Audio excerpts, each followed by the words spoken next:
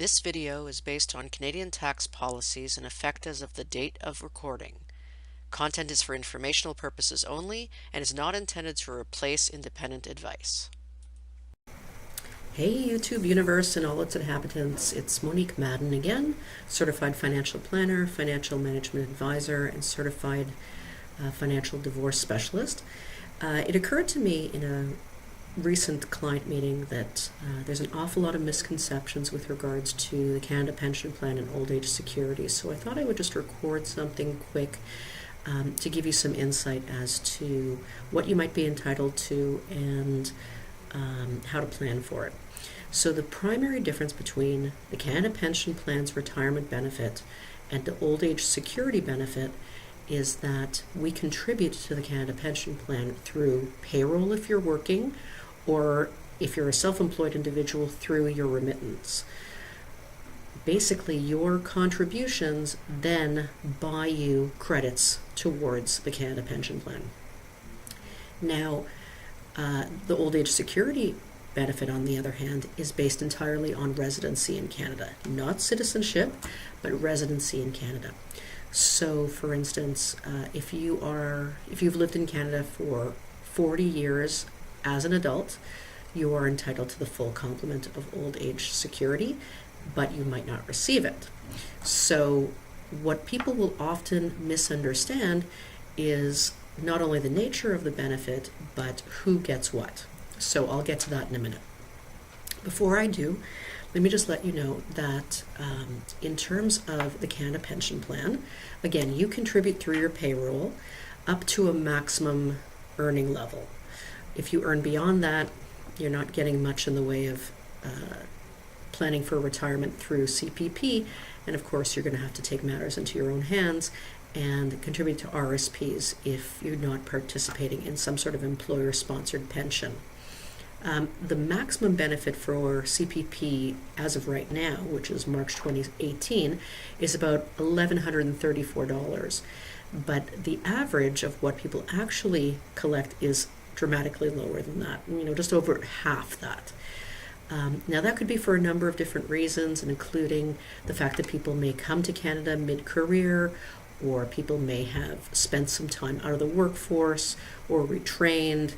And there have been adjustments to the Canada Pension Plan to allay some of those concerns, but the statistics still show that the average Canadian only gets the average collection is only about a little bit more than half of the maximum CPP.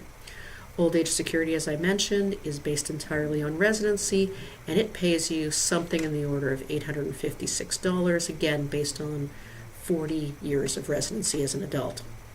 So what's interesting about these two from a retirement planning standpoint is that if you've maxed out both, if you're earning in excess of the yearly maximum pensionable earnings, which I believe is near $56,000 a year, then you're probably maxing out your CPP contributions.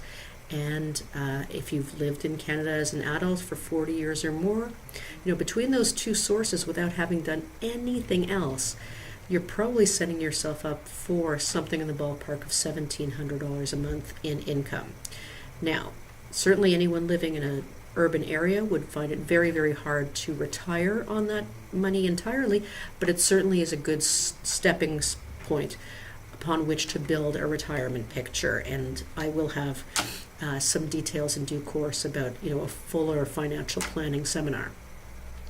At any rate, the primary issue with the old age security benefit in particular is that not everyone collects the full complement. And the reason for that is that it is intended to be a lower income stipend. So if you're a low income individual, and you meet the residency requirement, you would receive the full complement of old age security. But if you earn in excess of about $75,000 a year, your entitlement is then clawed back. So very often when people say to me, I'll never get CPP, I think what they're talking about is that they're concerned that they may not be eligible for OAS, or that their OAS would be clawed back. A couple of things with regards to the clawback. There are strategies to maneuver around the clawback, completely legitimate, including income splitting between spouses and the use of a tax-free savings account instead of an RSP, because withdrawals from a tax-free savings account don't qualify as income for the purpose of the OAS calculation, whereas RIF withdrawals certainly do. And again, if any of these terms are not familiar to you, I will be recording a more substantial retirement planning seminar in due course.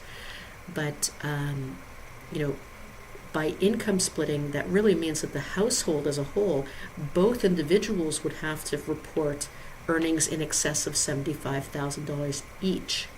So, family income of $150,000 during retirement certainly is not would not be difficult to live in most urban areas if you're collecting that kind of income.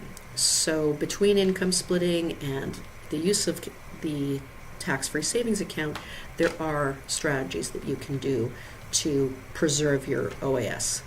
Just to be clear, CPP does not have that kind of limitation.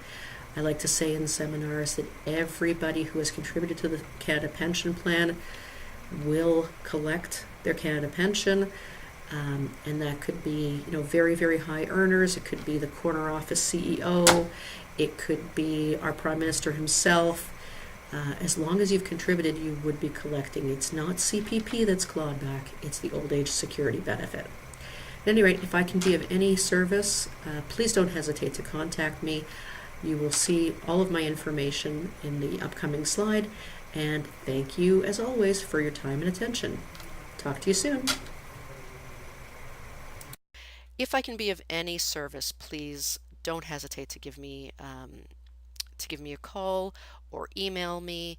My website is www.moniquemadden.com. I now have seminars that are for sale on my shop page on the website, so I'm really, really proud of those. And there is a 2018 Keep More of What You Earn tax planning webinar there for purchase. And I try to participate in conversations on Twitter as well, so you can reach me there also. Thank you as always for your time and attention, and we'll speak again soon.